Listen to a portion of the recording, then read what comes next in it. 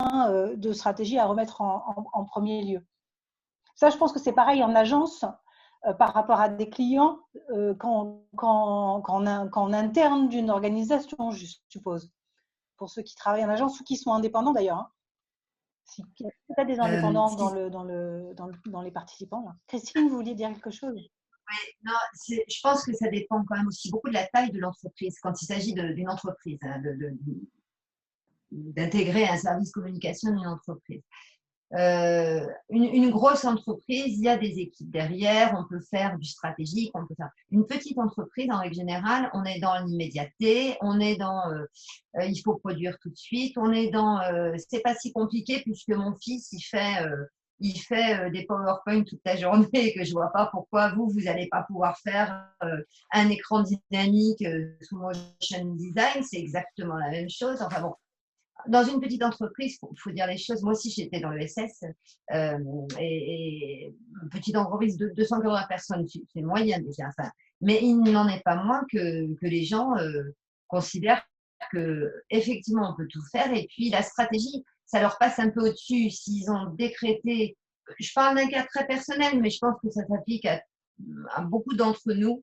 Et en indépendance, c'est la même chose pour le coup, parce que quand on vous passe une commande, même s'il est totalement illégitime dans son délai de réalisation, dans sa légitimité, dans je ne sais pas, le format qu'on va vous demander qui n'a pas de sens, etc., il n'en est pas moins qu'on accepte quand même parce que voilà, parce qu'on accepte, c'est comme ça. Delphine, vous voulez réagir? Oui, parce que effectivement, je suis indépendante, donc je peux peut-être témoigner et apporter quelques précisions par rapport aux questions que vous posez. Moi, je suis spécialisée dans l'éditorial, donc on vient me chercher pour ça. C'est-à-dire que moi, c'est mon positionnement depuis le début en tant que consultante éditoriale, journaliste d'entreprise. On ne vient pas me chercher pour autre chose. Donc, il n'y a pas de risque en fait que je devienne un couteau suisse. Enfin, bon, après, moi, j'essaye d'élargir mes compétences et de faire en sorte que je progresse au fur et à mesure des technologies qui sont mises à la disposition des communicants, des besoins des clients. Mais la base, ça reste voilà, le client, qu'il soit une agence ou un annonceur, a un besoin précis. Je suis en mesure de comprendre son besoin dans le cadre de la stratégie qu'il a mise en place et je réponds à ses objectifs stratégiques en lui donnant le livrable ou la prestation qu'il attend. Voilà, donc c'est extrêmement clair comme relation, il n'y a pas d'ambiguïté possible en fait. Et ça, c'est une grande liberté qu'on peut avoir hein, dans cette relation-là, parce que c'est une relation contractuelle qui aboutit à un livrable ou à un conseil, mais même dans le cadre d'un conseil, c'est assez cadré. Merci Delphine pour ce témoignage.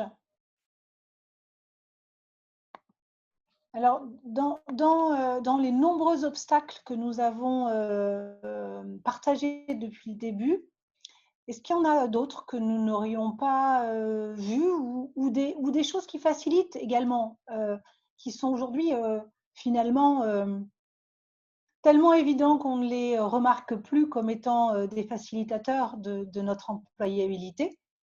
Et ça peut être intéressant de regarder aussi les leviers positifs de la place qu'on a dans les organisations ou dans le monde professionnel. Oui, Isabelle. Oui, bonsoir. Moi, je rejoins tout ce qui a été dit jusqu'à présent. Je suis d'accord. Je travaille et j'ai travaillé tout le temps en entreprise, plutôt dans les ETI. Le mouton à 5 pattes, etc. C'est clair. Moi, je me demande, il y a une énorme pédagogie interne à faire. J'ai fait pas mal d'entreprises, c'est toujours le même problème. Vraiment un manque de compréhension complète, ce qu'on fait, comment on le fait, et ça devient effectivement de plus en plus complexe. Je me demande dans quelle mesure une association comme Cormoyant ne peut pas nous aider avec des outils hyper simples et hyper pédagogiques, vraiment du truc ready to use pour justement passer ces discours-là en interne. À la fois expliquer que la com, c'est effectivement ce qu'on disait, c'est à la fois du stratégique et de l'opérationnel et qu'en fait, ce n'est pas forcément les mêmes personnes et les mêmes compétences. Et dans des entreprises de taille moyenne, on y est quand même vachement confronté parce qu'on est à la limite, c'est-à-dire ils veulent bien faire de la stratégie tout en comprenant pas trop ce que c'est, mais en même temps, il faut produire. et si possible, avoir le moins de monde possible. Donc, il faut un peu savoir tout faire. Et puis, ce qu'on disait aussi, bon, la diversité des métiers, un graphiste, c'est pas un motion designer, etc. Enfin, bref. Je ne sais pas, parce qu'en fait, on est tous confrontés à ça. On se débrouille tous avec les moyens du bord, je pense, pour essayer de passer les messages à nos directions, qui les comprennent, plus ou moins.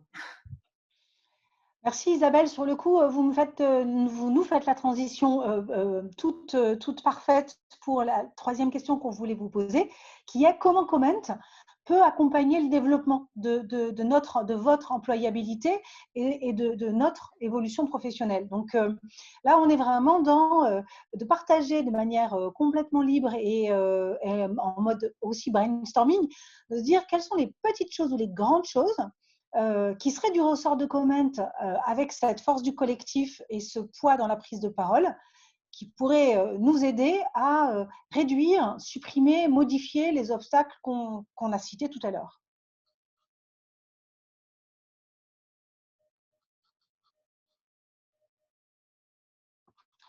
On parlait des annonces, par exemple, on parlait de la quantité de flou qu'il y avait sur le recrutement et sur les annonces.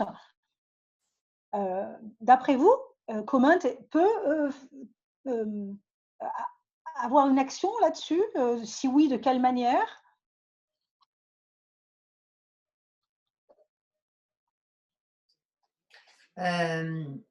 Si je peux me permettre, c'est une chose que Wilfried a relevée, que j'ai trouvé intéressante, c'est le seul à en avoir parlé. Il y a l'apparition de l'anglais partout, y compris dans des entreprises qui manifestement n'en ont pas besoin.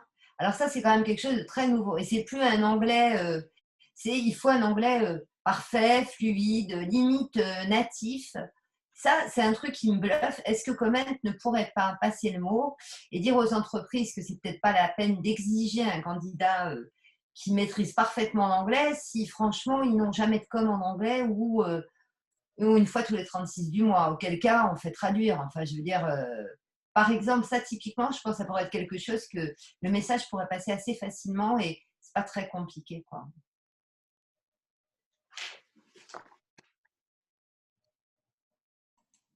Moi, je voudrais revenir un petit peu sur les obstacles, parce qu'il y en a un qui est un peu tabou, mais qui est très, très fréquent quand on cherche du travail. C'est l'obstacle de l'âge. Ça existe dans toutes les professions, mais particulièrement dans la nôtre et particulièrement en agence. Moi, il se trouve que là, je suis en agence, mais j'ai été aussi chez l'annonceur précédemment. J'ai commencé en agence. Et c'est vrai que à partir de, on va dire, de 40-45 ans, on devient senior, alors qu'on est senior bien avant, mais on n'est plus employable, même quand on répond à des annonces, même quand on correspond parfaitement au profil, même quand on accepte une baisse de salaire, on vous dit non, non, mais c'est pas possible, vous êtes trop senior. Et or, on a répondu à tous les critères. Et ce phénomène comme ça de l'âge, alors qu'à 45 ou 50 ans, on a encore 10 ou 15 ans d'employabilité, c'est quelque chose de récurrent. Enfin, moi, je m'en rends compte tous les jours, quoi. Donc, je ne sais pas si c'est partagé par d'autres, mais… Il est vrai qu'a priori, Séverine, je vais remettre la vidéo. Il est vrai qu'a priori, d'après les expériences qu'on nous partage ou les discussions, enfin moi avec les clients de l'agence, il y a deux problèmes. Il y a l'entrée sur le marché dans nos secteurs et il y a la pérennité sur le marché. C'est-à-dire comment je fais quand à partir de 50 ans, je cherche une transition de carrière. Et là, en effet, ça devient très compliqué. Donc, il y a toute une pédagogie à faire aussi et sans doute des prises de position extrêmement fortes sur la valeur ajoutée des personnes d'expérience dans des logiques de communication et comment est-ce que nous, en effet, chez Comment, on peut contribuer à valoriser ça également. Tu as Séverine, Nathalie qui est complètement effectivement raccord sur le fait de dire ça pourrait être très intéressant que Comment prenne une position collective là-dessus et qu'effectivement, comme dit Christine, on n'est pas fini à 50 ans. Et là-dessus, par rapport à ce qu'on disait, comment vous la voyez cette prise de parole sur ce sujet d'âge ou d'autres prises de parole sur quel sujet précisément? Comment vous l'imaginez?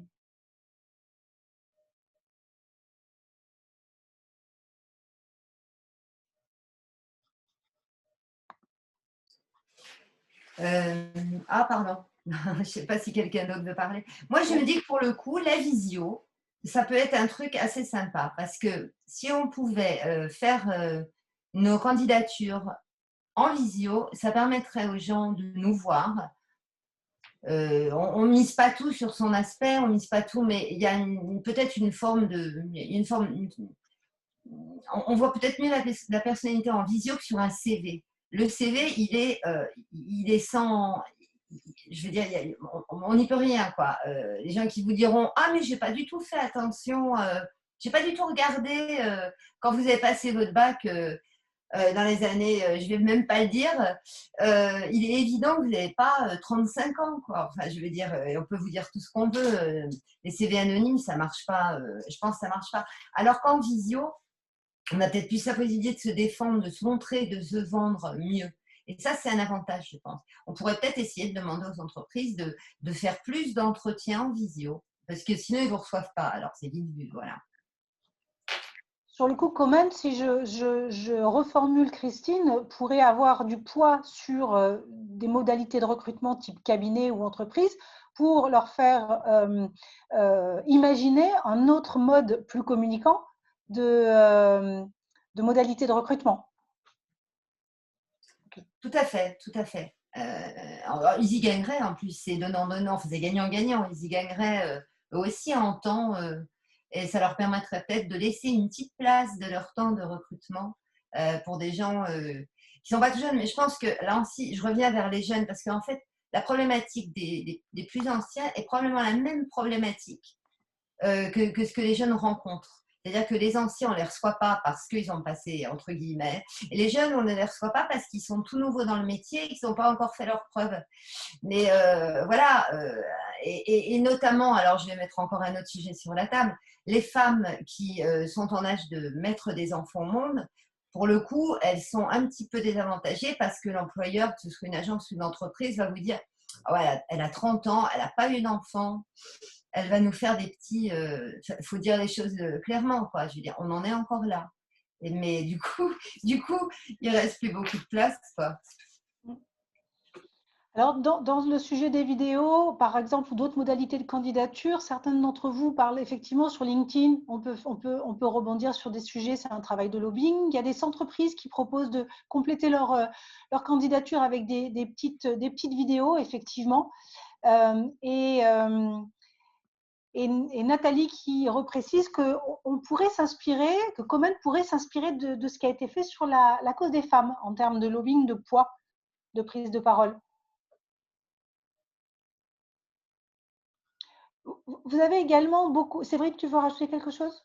Oui, moi j'en suis convaincue en fait. Je pense que ça fait partie de notre mission justement de à la fois faire reconnaître les métiers dans ses diverses expertises et dans sa valeur ajoutée. Ça veut dire aussi peut-être, je ne sais pas si vous en êtes d'accord, mais ça veut dire aussi peut-être éduquer les RH qui connaissent très mal nos métiers et à qui on les présente peu finalement. Tout comme les cabinets de recrutement, donc il y a peut-être un travail à faire là-dessus. Il y a peut-être aussi, et je voulais rebondir là-dessus parce que c'est aussi une opportunité nouvelle dont j'aimerais bien que tu nous parles 2 secondes, Charlotte, si on a un petit peu, pour que tu nous dises aussi, il y a tout l'aspect relationnel de la communication. Ouais. Qui est extrêmement particulier dans nos métiers et qui n'est pas une question technique, qui n'est même pas une question stratégique, qui est la manière dont on est là pour créer des relations efficientes, efficaces et productives avec les différents écosystèmes et faire le lien entre eux. Et ça, c'est vrai que c'est une valeur ajoutée qu'on a un petit peu de mal à valoriser aujourd'hui. Oui, je peux vous en parler un petit peu. Moi, j'ai un parcours de dire comme dans des sociétés de services, des grands groupes internationaux, services,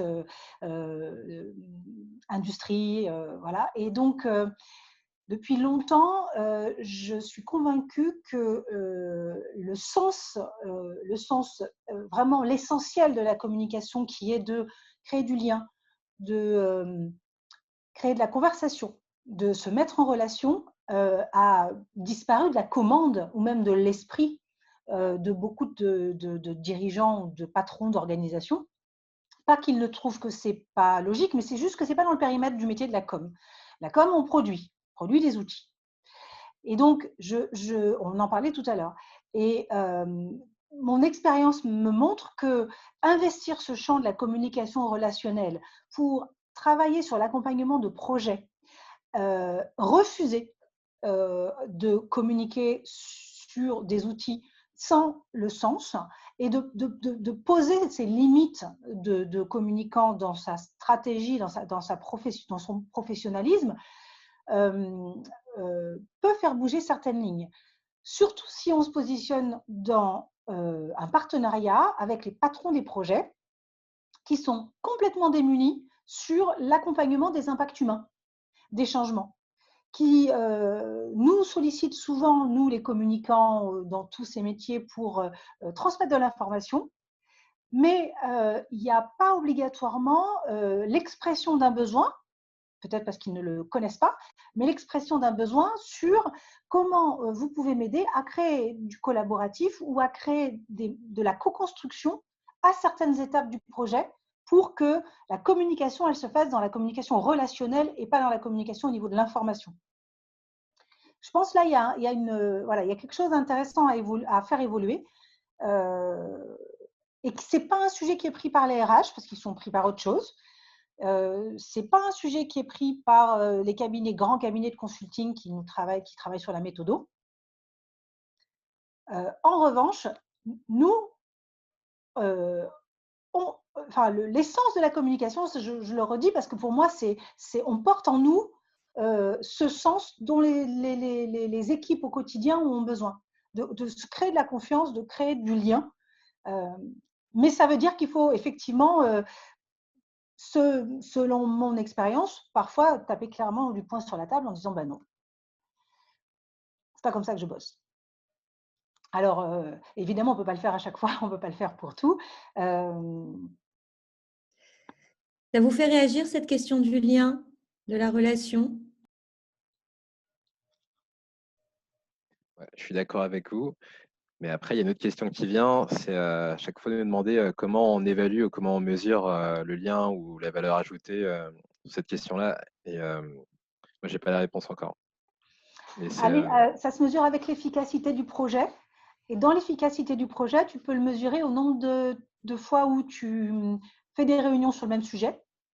Il faut être un peu sioux après. Mais le nombre de fois où tu fais une réunion sur le sujet pour arriver à aucune décision, le nombre de conflits potentiels ou de transmission du partage de l'information.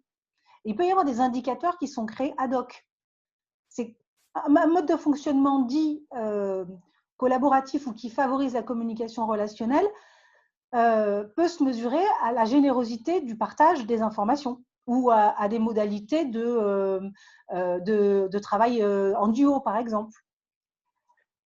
Par exemple, on a vu qu'avec le Covid, donc, il y a eu plein de réunions qui servaient peut-être un peu à rien et qu'on a gagné en efficacité.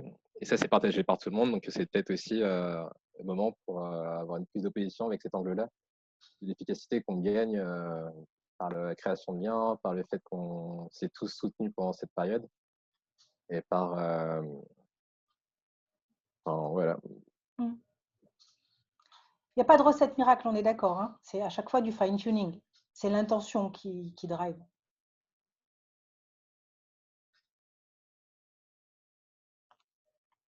Est-ce qu'il y a d'autres réactions par rapport à ce qu'on partageait là ou d'autres idées sur des positionnements de comment?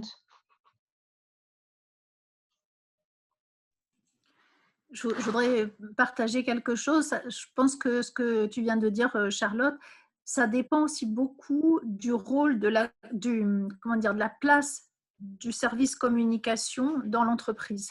Il y a par exemple des entreprises où la DIRCOM fait partie par exemple du CODIR. Donc effectivement, alors parfois ça a été une lutte, mais il y a un vrai poids de la communication. Et il y a des entreprises où, moi je parlais du secteur de l'industrie, où souvent il y a cet esprit de pour vivre heureux, vivons cachés. Donc en fait, la communication, c'est un tout petit service, parfois une personne. Et la communication sert surtout à produire, comme tu disais, du contenu, donc content marketing à fond, ou à produire des outils. et peu à produire effectivement de la com interne, à produire du lien, à produire le fait de, enfin, tout ce qu'on appelle la marque employeur aussi aujourd'hui, le fait d'avoir une bonne image en interne en tant qu'employeur, pour l'interne et puis aussi pour recruter. Et en fait, ça dépend vraiment de cette place. Et je sais qu'il y avait eu plusieurs réunions je crois, c'est peut-être il y a 3 ou 4 ans chez Comment là-dessus, justement, la place des communicants au sein de l'entreprise et au sein des agences, c'était vraiment très intéressant parce qu'il y avait vraiment eu toute une réflexion. Et peut-être qu'il faudrait faire une petite piqûre de rappel. Il y avait eu même des livres, je crois qu'il y avait eu un livrable qui était vraiment très, très bien. Mais là, Comment peut vraiment jouer un rôle parce que c'est pas toujours évident. Moi, je le vois en tant qu'agence aujourd'hui, c'est pas toujours évident pour les clients, donc pour les communicants en entreprise, d'avoir un rôle au sein de l'entreprise, qui n'est pas un rôle accessoire. Il y a Julien qui vous pose une question en disant: est-ce que vous faites référence à l'enquête emploi et rémunération dans la communication?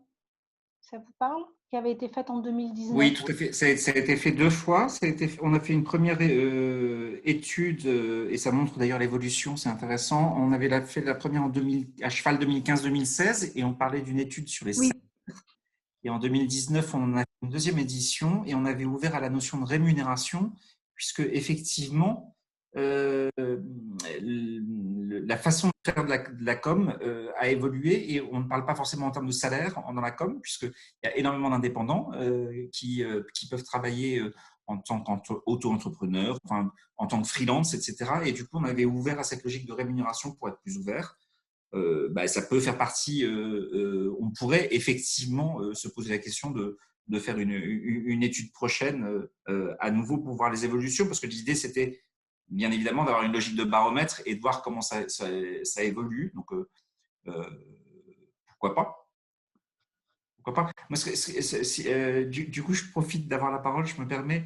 Je trouve ça super intéressant parce qu'effectivement, on parle beaucoup au bout du compte ce soir du métier de la communication en général. Au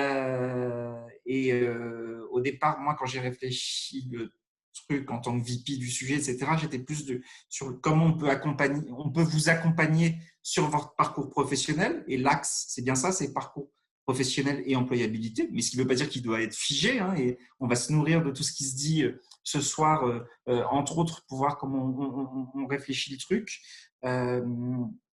Donc, effectivement, se positionner sur les salaires, ça peut être un sujet.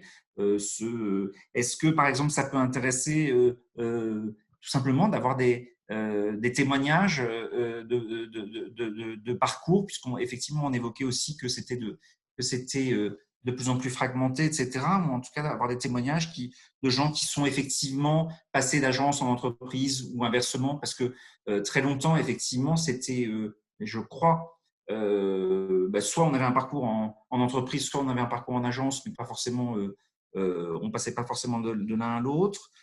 J'ai l'impression qu'aujourd'hui, on peut plus facilement passer d'un statut à l'autre. On voit pas mal de gens qui, par exemple, dans une logique de transition de carrière, passent par un statut d'indépendant pour éventuellement revenir vers un statut salarié, des tas de choses comme ça. Je ne sais pas si ça parle.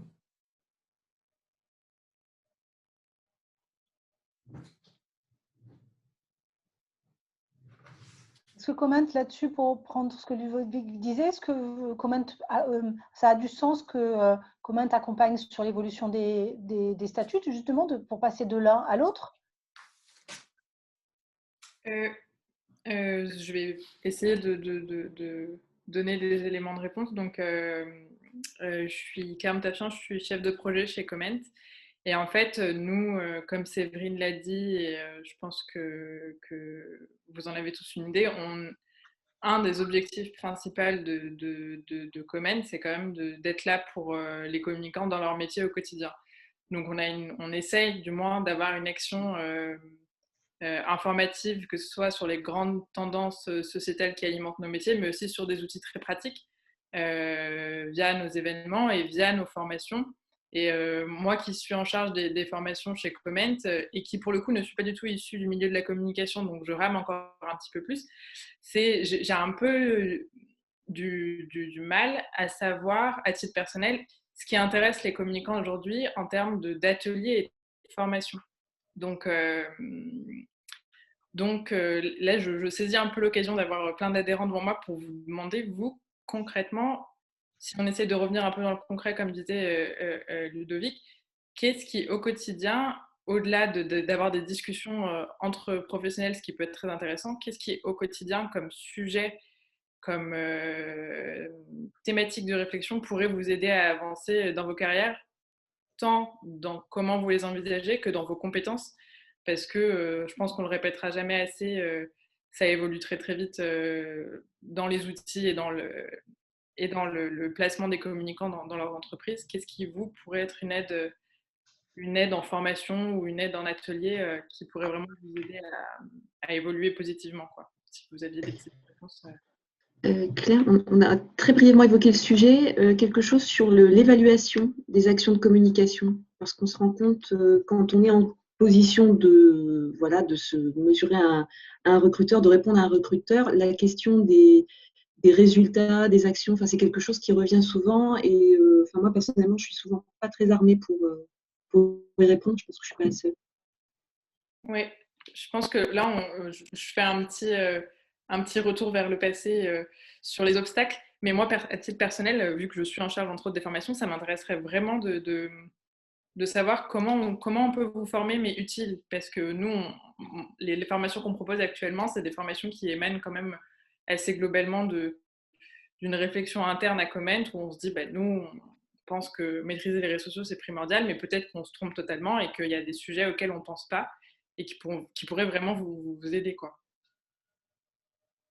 Donc merci Hélène pour cette réponse. C'est une idée, une bonne piste à creuser. Il y a François qui faisait un commentaire aussi qui peut peut-être alimenter, Claire, la question que tu posais, qui est de dire la RSE, c'est une méthode de management qui repose sur 2 piliers, le registre du développement durable, et là, les DIRCOM sont bien placés pour mettre en action des disciplines différentes, des actions, des acteurs de disciplines différentes. Le deuxième pilier, c'est le lien avec les parties prenantes. Et là, François, si peut-être vous parliez d'un boulevard par rapport aux communicants, est-ce qu'il y a des formations ou de l'accompagnement de compétences que Comment pourrait mettre au service des adhérents sur ces sujets de lien, de co-création, de co-construction? Oui, bonsoir. J'ai pris le train en marche, mais je saute dedans. Et ce que demandait Claire, ou ce que proposait Claire, c'est nous sonder pour savoir si il était intéressant d'être formé aux réseaux sociaux d'une manière générale. Oui. Sur la question du lien, et pour faire le lien avec le commentaire et cette question-là, je trouve qu'il serait tout à fait intéressant qu'il y ait des formations sur la gestion des détracteurs, des contradicteurs, quel que soit le support, puisqu'aujourd'hui ils sont tout support sur tout type de réseaux sociaux. Il y a les entreprises, les marques, les produits, les dirigeants sont tous en danger de mise à l'index et de mise sur la sellette, sur la place publique et sociétale. Donc il y a un gros travail et je pense aussi un boulevard pour les communicants pour essayer de à la fois jouer le tampon, faire apprécier l'entreprise, l'objet ou le dirigeant de tous ces détracteurs dont c'est devenu maintenant un peu une raison de vivre et une raison d'être, puisque notamment toutes les jeunes générations sont là pour foutre le bazar, changer le monde, passer à l'autre époque post-Covid. Donc il y a une grosse inquiétude. Il y a besoin de réassurer, il y a besoin de savoir-faire pour co-construire. Dans le domaine du design branding et de la co-construction, il y a des choses à faire. Donc, j'ai un cycle de formation sur la gestion des contradicteurs. Il est possible que ça puisse intéresser du monde. Merci François. Alors sur le coup, certains d'entre vous réagissent aussi en disant formation sur le développement durable, sur la créativité ou les méthodes de créativité telles que le design thinking, sur la promotion et l'adoption de nouvelles façons de travailler, sur la transformation, l'accompagnement du changement et en particulier sur la transformation numérique. Donc là, on voit que ça peut être des compétences sur comment accompagner les équipes à mieux appréhender les enjeux de tel ou tel sujet ou comment communiquer sur ces enjeux. Selon là où on se place, soit c'est dans la création du lien et dans je favorise une efficacité et une collaboration, ou je transmets de l'information et je m'assure qu'elle est comprise. Pour faire le lien encore une fois avec les questions précédentes sur l'attractivité, parfois aussi, notamment pour les seniors, il me semble qu'ils sont un certain nombre à être en position de transmettre un certain contenu. Moi-même, j'ai participé ou rédigé un bouquin sur le design branding chez Duno, repenser les marques avec le design thinking. Et je trouve qu'il serait tout à fait intéressant, Charlotte, qui est un cycle de formation et ou d'accompagnement pour rédiger et publier son propre ouvrage en termes de visibilité, d'attractivité. Quand vous avez, de par une expérience, une certaine école de pensée, vous pouvez décliner avec un certain nombre d'exemples, c'est tout à fait intéressant. Alors, par rapport à ce que vous dites, Gracio souligne d'ailleurs que c'est quoi la raison d'être de la com? Comment on en fait cette promotion versus, on parle souvent de raison d'être des entreprises. Et donc, effectivement, c'est un levier que Comment peut-être explorer également. Alors, je regarde là en même temps, il est -5. On est pas loin de la fin de la session. Est-ce que vous avez encore des éléments qu'on n'a pas évoqués, que vous voulez souligner aujourd'hui, là, alors attendez, je prends en même temps le chat. La raison d'être de la communication, faire accoucher la raison d'être des entreprises. C'est Catherine qui parle de ça. Et donc, on voit là, dans ce post, dans ce chat, au service de quoi? Au service de l'autre, qui est quand même une profonde raison d'être de cœur qu'on a, nous, à la communication, dans les relations qu'on peut créer et dans l'accompagnement qu'on peut faire. Alors, donc, je vous proposais, pour ceux qui auraient envie encore de faire un commentaire, de pouvoir le faire maintenant. Et sinon, de tranquillement se diriger vers les étapes de conclusion de notre session. Je pense qu'on va se diriger vers les étapes de conclusion. Alors, les next steps, dans ces cas-là, je vous les livre. Et puis, je passerai la parole aussi à Ludovic et Corinne pour qu'il y ait une petite phrase de conclusion après cette session dont le sujet est clairement au centre de leur feuille de route stratégique. Et enfin, à Laurence Beldowski, qui est la directrice générale de communication et entreprise, de Comment, pardon. Je suis encore avec mes anciens mots de vieille adhérente. Donc, Laurence, pour que tu puisses conclure. Donc, les next steps. Comme le disait Séverine tout à l'heure, il y a un débriefing de l'ensemble des concertations qui va être fait par les équipes de Comment. Il y a une session importante mi-décembre qui va être la finalisation de la concertation avec le conseil d'administration. Et puis en janvier, une présentation des éléments de feuille de route.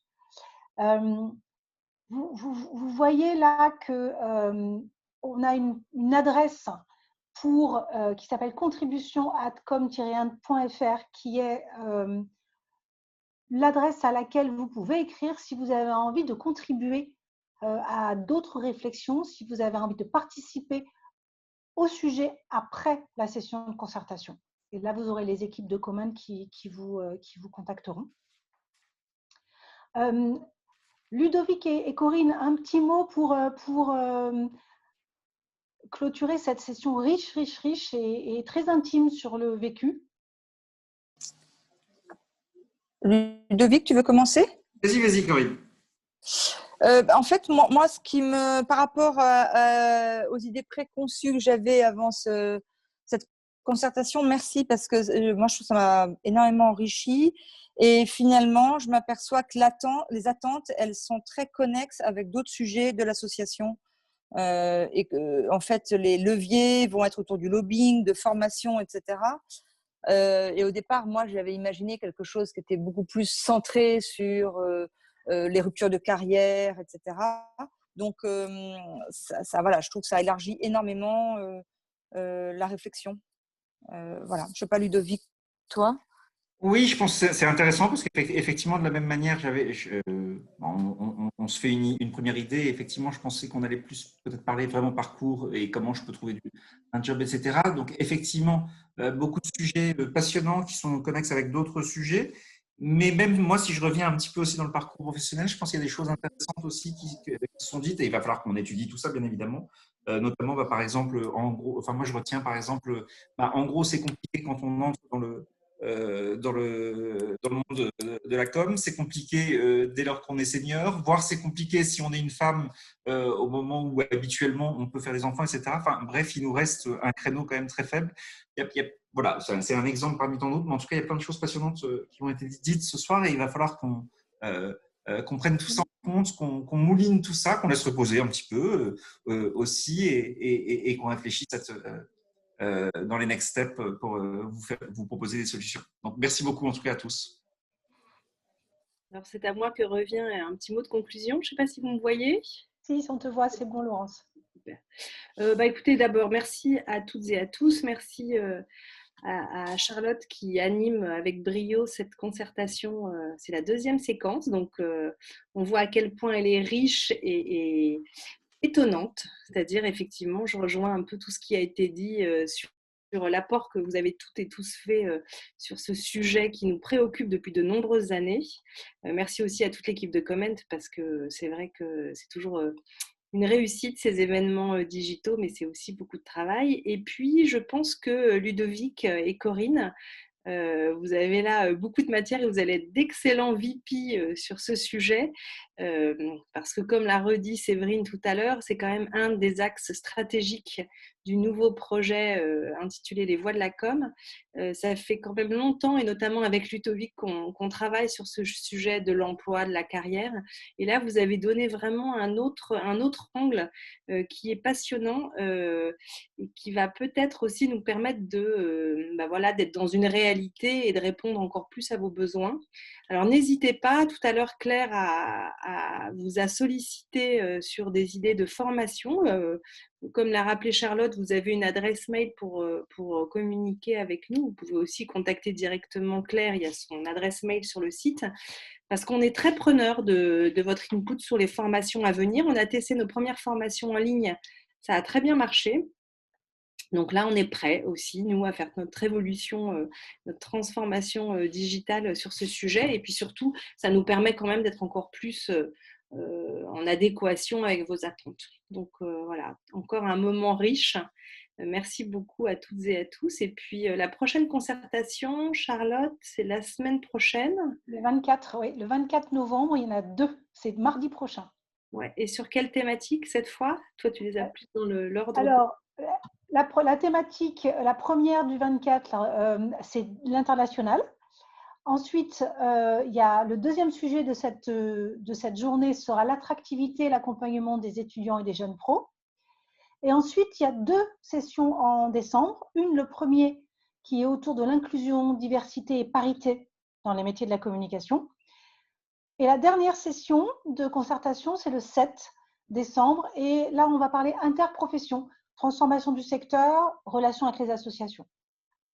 Bon, voilà, on vous attend toutes et tous sur ces autres sujets parce qu'en fait, voilà, ce sont des sujets transverses et merci à tout le monde d'être avec nous pour nous aider à construire ce Comment de demain. Voilà, merci.